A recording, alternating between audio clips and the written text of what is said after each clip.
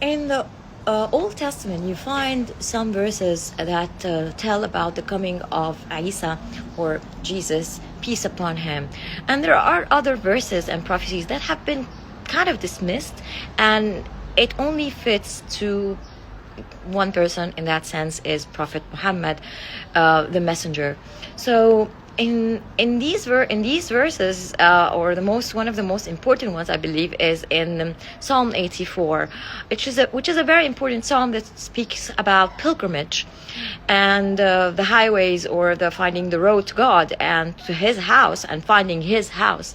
So in verse 6 or verse 7, depends on the kind of Bible you're reading, it talks about this place called the valley, and it's translated to valley of weeping. However, in Hebrew language, the word is Bakka, or actually Habaka, which means the Bakka, which means a place of a noun of a place or a location that could mean, or has the meaning of weeping, the word itself. But instead of putting the place as a noun and a location, so it's like telling you to go to a certain place. So instead of naming the place, I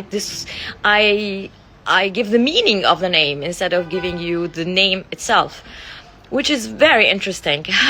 So here we're talking Ha-Bakka, which means the Bakka, like Mashiach, which is the Messiah. Ha is like the. So it's a proper name for a place that's been misinterpreted, and it's this Bakka is the name for Mecca that we have in Al Imran.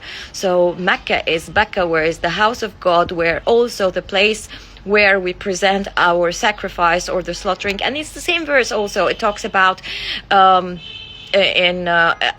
chick that, or the chick that's being presented for slaughtering, okay, for on the masbah, or the altar, which is the word masbah is slaughter, and which is also very interesting, because here the valley of Bakka is not just that.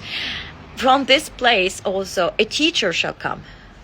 So here you have a teacher or a messenger, because that is the role of a messenger, that comes from this place that has the house of God that is to be found, where the rituals that relates to Abraham and his son is to be fulfilled, and that is exactly fitting, is only fitting to Sayyidina Muhammad alayhi salatu wasalam. Very interesting. And this also has parallel to chapter 12 and 22 from Genesis, and I can go to that, but in details it would take a much longer version. But subhanallah and salam.